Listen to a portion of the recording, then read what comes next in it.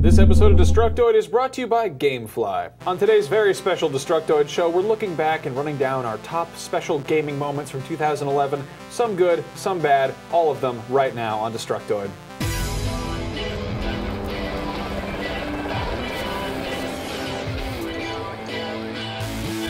Welcome to Destructoid. I'm Tara Long. And I'm Max Scoville. Happy Friday, Max. Hi, Tara.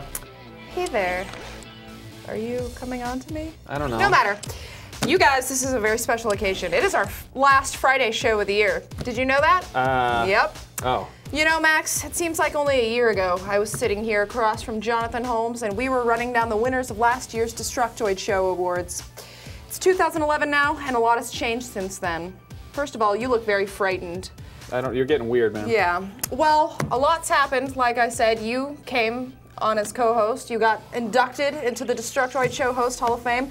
We celebrated our 1-year anniversary just a few months ago. I don't know if you remember that at all. I think you were there for that. But most importantly, a lot of great things in video games happened this year. Well, some great and some not so great. This is very true. Yeah. Now, last year we had a proper award show, and there was a golden bobblehead, and we gave that out, and there was awards. It was fancy-smancy. It was pomp and circumstance and bullshit, is what it was. This year, I think we're trying to do more of a well-rounded approach. It's the gaming moments of 2011. It's stuff that helped shape the gaming industry. Stuff that jumps out at us as what is 2011 for gaming? What does that mean? What do you think of when you think 2011 in some gaming? things are good, some things are bad. Why don't you go first? There's one specific thing, actually, that jumps out at me above all else, and it involves a little company called Sony. Now, before I begin, let me say that there are some moments in this career that make me feel legitimately proud to be involved in the video game industry, and rest assured, this is not one of those moments. Now, anyone who owns a PS3 or who has been on the internet in the past year probably remembers the controversy back in May when a group of anonymous hackers took down the entire PlayStation network and published the usernames and passwords of millions of Sony users after Sony sued 21-year-old George Hotz for hacking his own PS3 and then talking about how he did it on his blog. Hotz did, of course, the gentlemanly thing and offered to settle the dispute with a good old-fashioned rap battle, but Sony politely declined this offer, and in doing so, sent the forceful winds of the internet rallying against them. After a rather lengthy legal battle, they ended up settling, and the end result for Sony was millions of stolen credit card numbers, class action lawsuits in excess of $1 billion, a palpable decline in customer trust, and an estimated $170 million loss in profits.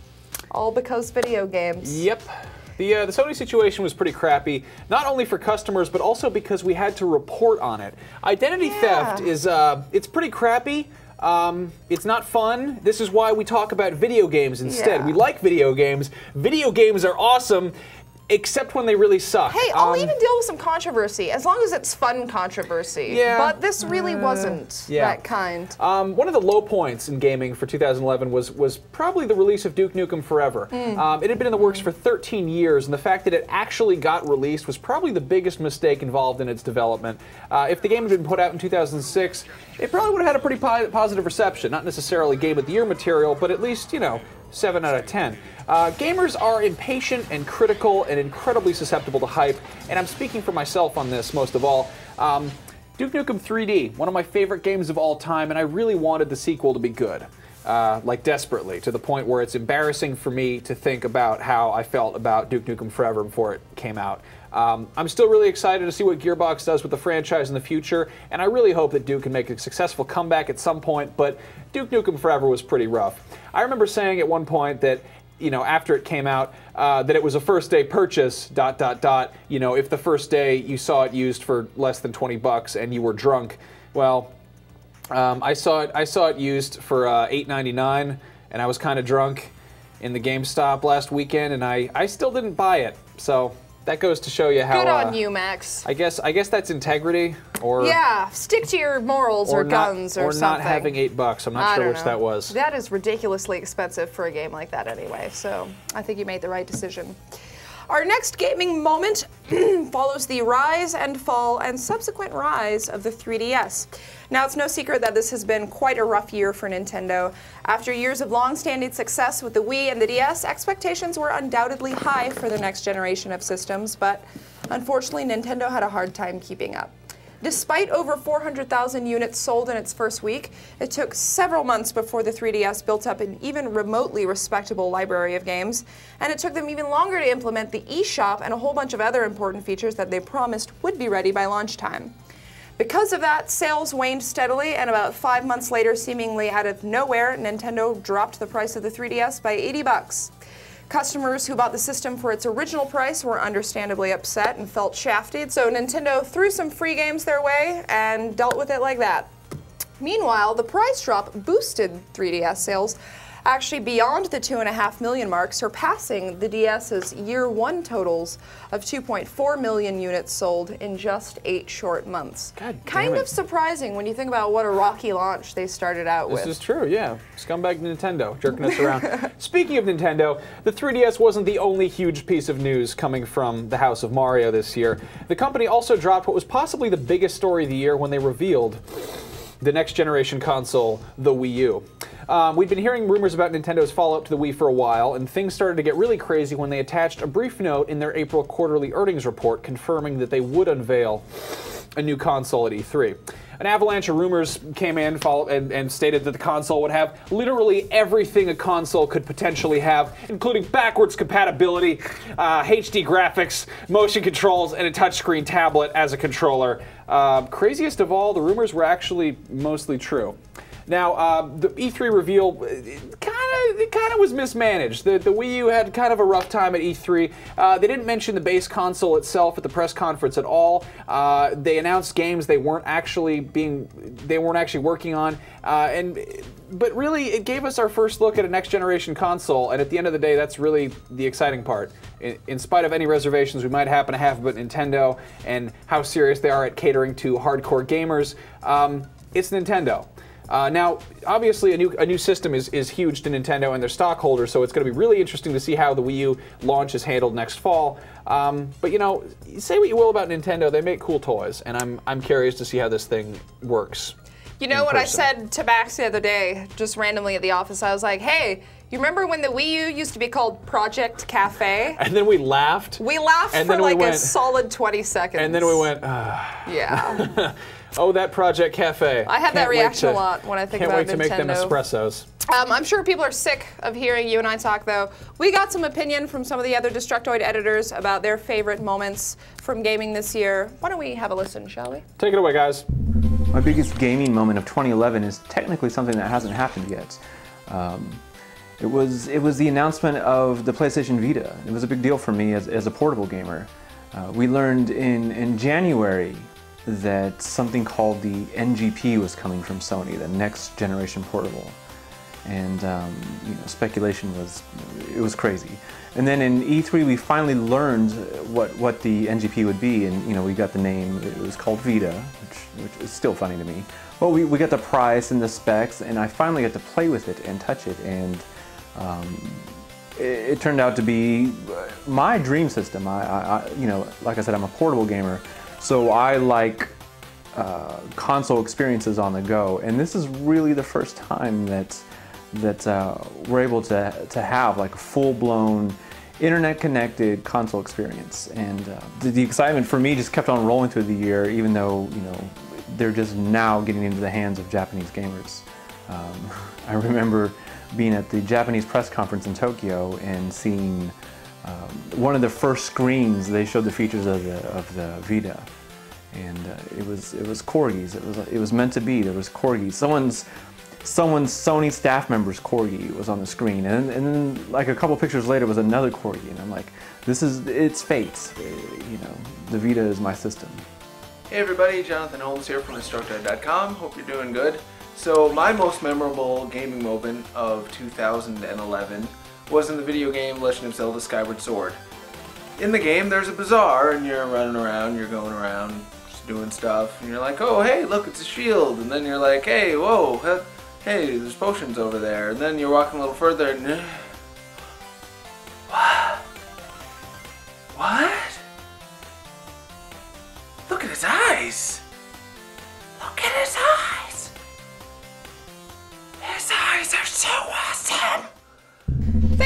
guys, we're going to take a quick second to thank our sponsor, and then we'll wrap up with a few more of our favorite moments.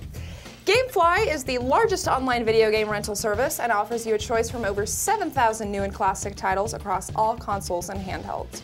With plans starting at just $15.95 a month, Gamefly members can rent 1 to 4 games at a time and keep them for as long as they like. There are no late fees, no due dates, and shipping is always free.